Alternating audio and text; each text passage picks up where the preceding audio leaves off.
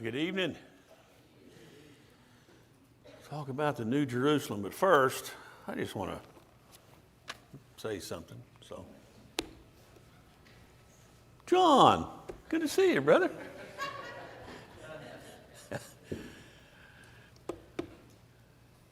It's been quite a week, has it not? And you might be saying, well, why has it been quite a week? Well, pick the reason. Last weekend, a couple of storms came through and ripped up some people's lives. And if you were one of those privileged to drive through any of those neighborhoods and see some of that damage, I don't know how you could see that and not be impacted by that kind of destruction and devastation that just came in an instant. And then to notice all over the place there are people helping, people giving up their time, spending money to help. We had donations coming in from literally all over the country and within this state and outside of this state. And it was members of the church, but it was also people who were employed to do it, but they're happily doing what they were doing, and some of those employed came from a long ways off. That was also quite something to see and very encouraging. And in the middle of everything we were doing this week about that, our nation, that's in the middle of what may be the greatest divide we've had since the Civil War, elected a new president. Well, a new old president, because he's been in that office before. I don't know if you know this or not. I saw a video last night, about three or 4 minutes long. Our new president, Mr. Trump, is encouraging us to buy a Bible. I think it's called the God Bless America Bible. You can look it up for yourself. It's King James translation of the Bible. Imagine that, a president standing up before everybody and saying, you need to buy a Bible. And this particular version, King James Version, but not the King James Version that's important, it's that with this Bible, inside this particular Bible, is a copy of the United States Constitution, among other things. And he says, we need to get back to our roots as a nation. We need to get back to Christianity and the teaching and preaching of the gospel. I thought, well, where am I? So yeah, I saw that. I told Debbie about it. I thought, what is happening? And I'm not completely, nobody knows what's going on all the time anyway, except the good Lord above. And here we are in this world struggling on. And we lose someone who's precious and dear to us. Someone else who's precious and dear to us is down here on the front pew this morning.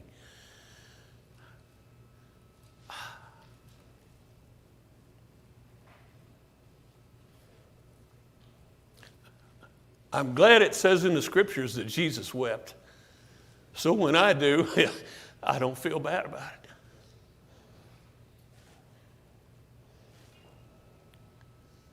it. In this text we're going to talk about tonight, about the New Jerusalem, is filled with so much hope about now and about the future. And I've wondered before when I've read this, what is the New Jerusalem? I think it's the church, but the church is pointing us towards heaven and eternity. That's the whole point of the church. So how about if I just get into the lesson? Is this a good time to transition into doing the lesson? How about we do that? Here's from Revelation chapter 3. Now, please don't get into the habit of only looking on the screen. I put this on the screen so that it's kind of like a bullet point, but there it is. Revelation 3:12. This is when Jesus is dictating letters to the 7 churches, and this particular one is to the church at Philadelphia, not the one in Pennsylvania. I hope the Lord's church is in Philadelphia, Pennsylvania, but this is one that was 2,000 years ago And this is what he says. The one who overcomes, I will make him a pillar in the temple of my God, and he will not go out from it anymore. And I will write on him the name of my God and the name of the city of my God, the New Jerusalem. So he's going to write on this saint the name of God and the name of New Jerusalem, the city of my God, which does what? Which comes down out of heaven from my God, and my new name. Jesus has a new name he's going to write. And he's going to write it with the name of God, and he's going to write it along with the name of the city of my God, which is New Jerusalem. Where's New Jerusalem come from? It comes from God right down out of heaven. So it seems to me, well, it must not be heaven because it comes down out of heaven, yet since it comes out of heaven, it's going to have all the attributes of heaven, all the qualities of heaven, in the sense of moral character, purity, all of those kinds of things. So we see it later on in Revelation 21. Chapter 3 was near the beginning, the addresses to all the churches, but in chapter 21 we read this. I saw the holy city, New Jerusalem, coming down out of heaven from God. There it is again. He mentioned it in chapter 3, now he's coming back to it. She is prepared as a bride adorned for her husband, and I heard a loud voice from the throne saying, Behold, the tabernacle of God is among people, and he will dwell among them, and they shall be his people, and God himself will be among them. So he sees the holy city, New Jerusalem, not Old Jerusalem. Are we familiar with Old Jerusalem? Well, sure, we're familiar with Old Jerusalem. A lot of songs been written about Jerusalem. You can find it on the map. It's over there. You can go to it. You can see it. Incidentally, when we went, Debbie and I kind of concluded the same thing separately. Of all the places we went, Jerusalem was not our favorite. There's just so many things there. I mean, it's old, but there's so many things that you see that you have to, well, is this really where that happened? Is that really where that happened? Other places where you go, this is the place. This is the Jordan River. This is Shiloh, where the tabernacle was. This is the place up north where they offered sacrifices to their idol gods, and for which reason God sent the Israelites off away into Assyrian captivity. Those places exist, but when you go to the Old Jerusalem, you don't really know if these are the places exactly where these things happened. And a lot of that stuff that was there when Jesus was there is now underground because things have changed so much, and wars have taken place, conquests have taken place, much has been built atop the old. So some of those things that you would see when you go over there, you'll have to go down in the caverns and they will take you. It's interesting. There are literally excavations taking place underneath the city. It's like a mining operation, but that's how they're finding some of the old architectural things. But that's the Old Jerusalem. We're talking about the New Jerusalem. Comes down out of heaven from God. There we see that idea again. And she is prepared as a bride adorned for her husband. Who in the world could the husband be if she's prepared as a bride? Because when you got a bride, how can you have a bride and not have a groom? Got to have a groom. All you got to do is see a wedding cake to know that. You never see a wedding cake with just a groom or a bride on top, do you? Where's the voice come from that says the tabernacle of God's among the people? Comes from the throne. God says the tabernacle where I'm going to live, be with you, is among people. I'm going to dwell with them, and anyway, I'm going to be their God. Revelation 21, 9 through 10. One of the seven angels who had the seven bowls full of the seven last plagues came and spoke with me, saying, Come here, I will show you the bride, the wife of the Lamb. There it is again. Who is the bride? Who is the wife of the Lamb? Well, who's the Lamb? Well, that's Jesus. We know the Lamb is Jesus, and he's got a bride. He carried me away in the Spirit to a great and high mountain and showed me the holy city, New Jerusalem, coming down from heaven from God. Well, actually, in this place, he doesn't say new, does he? Just says Jerusalem, the holy city, coming down out of heaven from God. So we know it's the same thing. Incidentally, there are some things I didn't put in the PowerPoint because there's just a lot. But if you go back to Daniel chapter 2, see, you are going to have to open your Bible tonight. You can't just get away with looking at the PowerPoint. That's not fair. Daniel chapter 2. Daniel is interpreting a dream that Nebuchadnezzar had, and this dream, it's like the dream that Daniel himself had in chapter 7. It's different dreams, but exactly the same message. And so when he's interpreting this dream, Nebuchadnezzar had seen an image, four-part image, that represented four kingdoms, and the last kingdom was Rome. And it says in verse 34, you continued looking until a stone was cut out without hands, and it struck the statue on its feet of iron and clay and crushed them. And then the iron, the clay, and the bronze, the silver, and the gold were crushed all at the same time and became like chaff from the summer threshing floors, and the wind carried them away so that not a trace of them was found. But the stone that struck the statue, what did it become? It became a great mountain, and it filled the whole earth.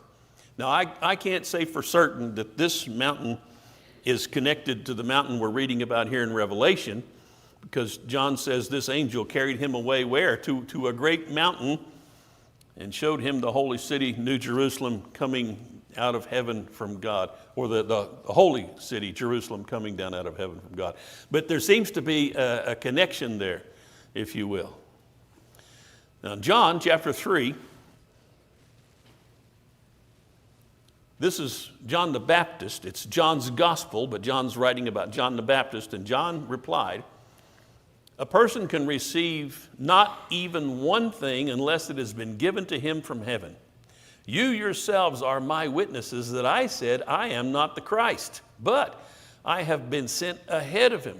He who has the bride is the groom. Who's he talking about? Well, he's talking about Jesus. He came to prepare the way for Jesus, and he said, he who has the bride is the groom. Jesus is the groom. What's the bride? Oops, not finished with that yet. But the friend of the groom, that's who John is saying he is, John the Baptist. He's the friend of the groom. He stands and listens to him. He rejoices greatly because of the groom's voice, so this joy of mine has been made full. In Matthew chapter 9, 14 to 15, the disciples of John came to him asking, why do we and the Pharisees fast, but your disciples do not fast? And Jesus said to them, the attendants of the groom cannot mourn as long as the groom is with them, can they? Now, we just read from John's gospel about John the Baptist, who spoke of Jesus being the groom, and now we're seeing Matthew recording that John's disciples come to Jesus and ask this question about fasting, and Jesus says the attendants of the bridegroom, or the attendants of the groom, cannot mourn as long as the groom's with them, can they? But the days will come when the groom is taken away from them, and then they will fast. Of course, what's he talking about? But Jesus' arrest and crucifixion, and also his ascension, because the groom will be taken away from him, but that's a different story there. So in chapter 25, Jesus is telling parables. He tells several parables to try to prepare those listening for what he expects of them until he returns in the final judgment. And this one parable is of the 10 virgins. The kingdom of heaven will be comparable to 10 virgins who took their lamps and went out to meet the groom. So they're going out to meet the groom. 5 of them were foolish and 5 were prudent, for when the foolish took their lamps, they did not take extra oil with them, but the prudent ones took oil in their flasks with their lamps. And while the groom was delaying, what does that mean that the groom was delaying? He's trying to get them to see, I'm leaving, but when I leave, I'm promising to come back. And you better be ready. That's the whole point of faithfulness. Be faithful how long? In the Revelation, be thou faithful unto death, and you will receive a crown of life. So Jesus is saying, I'm going to be arrested, tried, crucified, and buried. 3 days later, I'm going to resurrect, but after that, I'm going to ascend back to the Father. But as I'm leaving, I'm coming back. What did Jesus tell his apostles in John chapter 14? I'm going to do what? I'm going to go prepare a place for you that when it's ready, I'm coming back. So that's what this is all about. This parable is about his return. At midnight, there finally was a shout, behold the groom, come out to meet him. All those virgins got up and trimmed their lamps, but the foolish virgins said to the prudent ones, give us some of your oil because our lamps are going out. However, the prudent ones answered, no, there most certainly would not be enough for us and you too. Go instead to the merchants and buy some for yourselves. Apparently they had an all-night Walmart or something, I don't know. But while they were on their way to buy the oil, the groom came. What's he talking about? He said, I want you to be ready. Don't be like the foolish virgins who didn't have enough oil to stay ready. They weren't ready. They went off to buy oil, and while they were gone, the groom came. Jesus said, that's the way it's going to be in the end. I'm going to come back, and some won't be ready. Those who were ready went in with him to the wedding feast. The wedding feast. The wedding feast. The New Jerusalem is what? She's coming down out of heaven as a bride adorned for her husband. And when he went into the wedding feast, the door was shut. Galatians. Now this text, go ahead and go to this text. I've got a portion of it here for us to read on the PowerPoint. But Paul he's writing to the churches of Galatia, and the problem that the churches in Galatia were facing is that there were Judaizers, and all a Judaizer is somebody who's trying to turn people back to Judaism, come back to the law of Moses. And Paul is writing to them saying, do not go back to the law of Moses. If you go back to the law, you've fallen from grace. There is no grace for you, like Mike was talking about this morning. How horrible would that be to lose grace because you went back to the law? He says, don't do that. And he says, if anybody preaches another gospel other than what we've preached to you, let him be accursed. Yes, because you're going to miss out on this marriage of the Lamb and the bride and the New Jerusalem. That won't be part of your life. And so you need to understand that there are two covenants, and that's what he's talking about here in Galatians chapter 4. Now I'm going to start in the Bible. Just got this text on the PowerPoint to reference it to us. But look at verse 21 of chapter 4. Galatians chapter 4, verse 21. Tell me, you who want to be under law, do you not listen to the law? For it's written that Abraham had two sons. What part of the law is that written in? Well, that's Genesis. That's the very beginning. Abraham had two sons, one by the bondwoman and one by the free woman. Who was the free woman? Sarah. Who was the bondwoman? Hagar. But the son by the bondwoman was born according to the flesh, and the son by the free woman through the promise. What does that mean? Was Ishmael somehow illegitimate? And the answer to that would be no. However, God had made Abram and Sarah a promise. I'm going to give you a son. Ishmael was not the son God had promised. That was a different plan. God did not say, Abram, I want you to go to your handmaid or to your wife's handmaid Hagar and have a son. He said, no, you and Sarah are going to have a son. So this was the son of the promise, who was Isaac. Isaac was the son of the promise. And that's what's in view here, the differences between these two boys. It says in verse 24, this is allegorically speaking, for these women are two covenants, one proceeding from Mount Sinai, bearing children who are to be, what's it say? Slaves. They're to be slaves. She is Hagar. Now this Hagar is Mount Sinai in Arabia and corresponds to what? The present Jerusalem, not the New Jerusalem. Hagar corresponds to the present Jerusalem. For she is in slavery with her children. Now, why does he say that? Well, Christ has come. The Redeemer has come. The Messiah has come. Those who rejected the Messiah did not gain freedom. They remain in bondage. That's what Paul's talking about. Two covenants are in view, and one covenant, if you keep holding on to it, you're going to remain in bondage. You need the new one. Verse 26, but the Jerusalem above is free. She is our mother. For it's written, rejoice, barren woman who does not bear, break forth and shout, you who are not in labor. For more numerous are the children of the desolate than of the one who has a husband. And you, brethren, like Isaac, are children of promise. But as at this time, or as at that time, he was born according to the flesh, persecuted him who was born according to the Spirit. So it is now also. What's he talking about? He's saying these Judaizing teachers, These men who were saying you got to go back to the law of Moses, they are persecuting you because they relate to Hagar. They relate to the present Jerusalem. They relate to bondage and slavery. But the Jerusalem above is free. The Jerusalem above relates to Isaac and the son of the promise. Isaac was the son of the promise. Was there another son of the promise? Well, you could say Jesus was a son of the promise, and he brings freedom. What did Jesus say? If the Son will make you free, you shall be free indeed. And that's what Jesus has done. That's what Paul is talking about. That's why he says at the beginning of this letter, anybody who preaches a different gospel to you, let him be accursed, because he's robbing you of your freedom. He says you need to go back to the law. You're going to lose your grace. Don't do that. 2 covenants, one corresponding to Old Jerusalem, and one is a New Jerusalem. He says, cast out the bondwoman and her son, for the son of the bondwoman shall not be in heir with the son of the free woman. So then, brethren, we are not children of the bondwoman, but of the free woman. And the free woman corresponds to the New Jerusalem. That's from Galatians. Look at what he says in, I worked all that trying to put those underlines in there and didn't even use them. Too bad. 2 Corinthians 11:2. Writing to the church at Corinth, he's been preaching to them, converting them to Christ.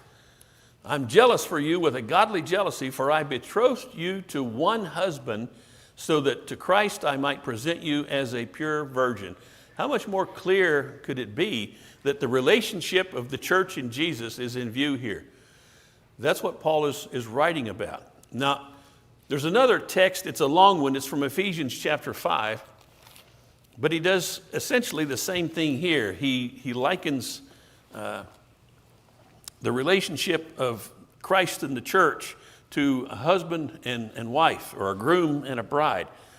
If you look at Ephesians 5,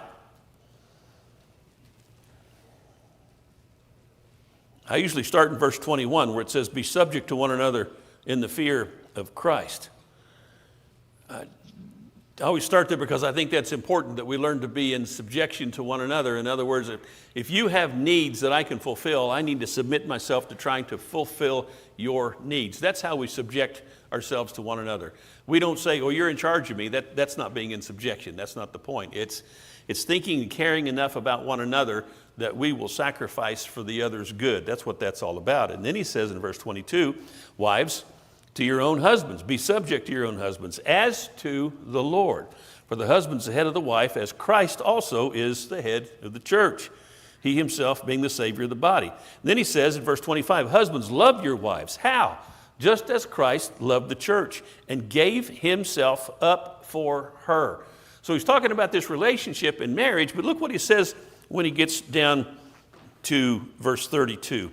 This mystery is great, but I'm speaking with reference to Christ and the church. In other words, this whole teaching about the relationship of husbands and wives is based on Jesus and the church, the groom and the bride. Now, what I'm saying is this. If we understand all of this from what John the Baptist said and what Jesus said and what Paul has written, if we understand all those things and this idea of the 2 covenants, then by the time we get to what John is writing from the words of Christ in chapter 21 of Revelation, we wouldn't have any question about what the New Jerusalem is. Coming down out of heaven. It's not heaven, it's coming down out of heaven. Come down out of heaven as a bride, adorned for her husband. So what is the New Jerusalem? It's a name that's going to be written on every saint. Comes down out of heaven, dressed like a bride made ready, linked with God, dwelling among men. The tabernacle of God's going to be among men. That's what's said when the New Jerusalem comes down. She is the wife of the Lamb. That's what the angel said to John. Let me take you into this great mountain and show you the bride, the wife of the Lamb, waiting for her groom to return, waiting to be able to talk clearly without getting your tongue in the way. That's from the parable, the virgins, 10 wise, or 5 wise and 5 foolish. And it corresponds to the new covenant. With all these things prior to this, see, if we didn't put this together, when we get to chapter 21 of Revelation, we'd read that, oh, I wonder what the New Jerusalem is. But if we knew these things beforehand, we'd be able to put the puzzle together a little better. Now, why is it important to know this? What do a lot of people believe the New Jerusalem is? And I'm not being critical. I think a lot of people read that and they think it's heaven. Well, what horrible thing is going to happen if you believe that the New Jerusalem is heaven? I really don't know of anything. But here's why I think it's important to know the difference. Number one, God knew what he meant when he wrote to us about the New Jerusalem through his Son, as Jesus dictated this letter to John. And whatever God means about something, that's what I want to know. That's how I want to understand it. Number two, if we can see how we can get these ideas confused, that the New Jerusalem might be heaven itself when it very clearly says otherwise, then that ought to help me to see, if I'm not careful, I could get something else confused that might have a more despicable outcome. Just like the Galatians. Somebody comes, oh, you need to keep the law of Moses. Well, that doesn't sound too bad. I mean, it says honor your father and mother, and all the things that are in the law. The Pentateuch, that's heavy stuff. That's weighty stuff. And so you might be fooled into thinking, we probably ought to keep the law too. We better do the circumcision thing and everything else that goes with the law. And Paul says, no. That is so wrong. If anybody teaches you that, let them be accursed. Wow, now that's pretty serious. So when I read this shows me, I don't want to say in an innocent way, but in more of a safe way, because it sounds like a grocery store, doesn't it? But in a way that it's not going to be a horrible thing if you misconstrue that the New Jerusalem is heaven and not the church. But it's still inaccurate. It's still wrong. But you can see, hasn't God provided enough information that you can figure out what the right thing is? What other areas of biblical teaching have people gotten confused? You ever heard of somebody praying to Mary? Yeah. Where's that found in the Bible? Nowhere. But doesn't that sound nice? I mean, who doesn't love Mary, the mother of Jesus? And it sounds innocent enough until you start to realize, wait a minute. Jesus was the one given all authority in heaven and earth. He didn't say, my mom, see my mom. Don't bypass Jesus by going to his mom. That's not biblical teaching, even though it might sound right. What about somebody who says, well, baptism is an outward sign of an inward grace? Tell me that doesn't sound poetic. That's just a beautiful way to say it. The only problem with it is it's not accurate. Sounds nice, but it's not accurate. Somebody else comes along and says, oh, you can never lose your salvation. What a wonderful thing is that to believe that there's no way you could ever lose your salvation. The only problem with that is there are so many passages in the Scriptures from Jesus himself and from his apostles that show us, you can lose your salvation. Paul even says that he would buffet his body every day. He would make sure that he was disciplined so that he wouldn't lose his salvation. And Peter wrote about those who, like dogs, return to their vomit. And he said that the latter end is worse than the first. Now, what was the first end? The first end was condemnation to hell. And Peter says, well, but if you know the truth and you go away from it, it's going to be worse. Back to that letter to the churches of Galatia, if you were to read in chapter 5, he would say, you are fallen from grace, you who go back to the law. Now, fallen from grace seems to mean to me you don't have any more grace. So there's all these teachings that can be misconstrued, even though they sound nice. And this, to me, helps me to understand, all right, I can figure it out. You don't have to be a rocket scientist or a brain surgeon. You just have to be willing to do a little bit of work and do a little bit of research. This has been very interesting to me because for a long time, I thought, oh, he's talking about heaven here in Revelation 21, but I don't believe he is now. However, don't get too far away from this now. Where does the church come from? If the New Jerusalem is the church, where does it come from? It comes down out of heaven. Who's it from? It's from God. It's from heaven, the place, if you want to call it a place. It's from God, the person.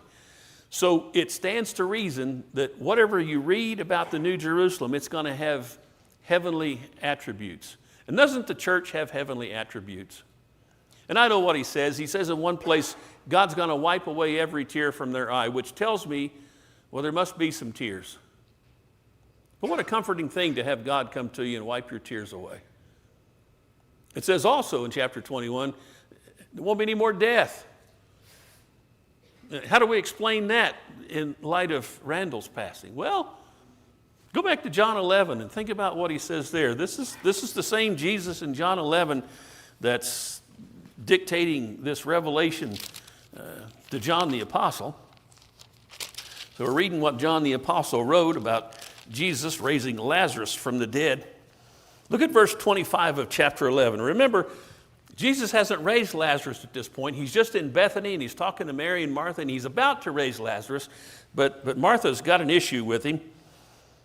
And Jesus says to her in verse 25, Jesus said to her, I am the resurrection and the life. He who believes in me will live even if he dies.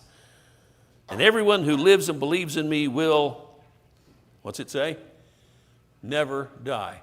I'm convinced if Randall could be here tonight and tell us what he went through today, what he experienced today, we would ask him perhaps, Randall, did you die? What do you think he would say in light of what Jesus says? Say, man, I never died. I was dying while I was alive. But once I passed, I am confident Randall would tell us he's never been more alive than he is right now. What do you think about that? That's what I have to think when I read what Jesus says. That's solid stuff right there. That's what the New Jerusalem is all about. That's what the church is all about. Once you come into the church, you won't die again. Now your body will waste away. Take a look at me. Did you see that picture of me running through the veterans thing this morning? It was like, who is that kid? Who is that boy? Yeah, it's me. This is what happens if you stay alive long enough. And gravity's still working. But I'm confident of this. When the day comes that I close my eyes for the last time, I won't be dead. I won't be dead. You won't be dead either. As long as you're in that New Jerusalem. That's why God sent the New Jerusalem down to us out of heaven. The tabernacle of God is with men, and you're in part of it right here. This is God's tabernacle, not this building, but the Lord's church. He built it and he paid for it through his son's blood. And here you are tonight in the New Jerusalem, not the old Jerusalem, the New Jerusalem that's come down to us out of heaven from God. Bride of the Lamb. How about that? I'm encouraged so much by these things. I hope it's been an encouragement to you tonight. So there's the lesson. We'll talk about this probably some more in our Revelation class, but you may have some questions and you may disagree with me, and that's okay too. Shouldn't Christians be able to disagree with one another and talk things out based on what the scriptures say? I think so. So anyway, I don't know where you are in your walk with the Lord, but I hope you're with him tonight. But if you're not part of the New Jerusalem, if you're not in there, if God hasn't written his name on you, just like Jesus said to the saints in Philadelphia, we need to talk about that. So if you want to talk about that, you need prayers of the church, whatever it might be. We're going to stand and sing a song of encouragement. Here comes Johnny to lead us in that. So let's all stand up with Johnny and sing this song together.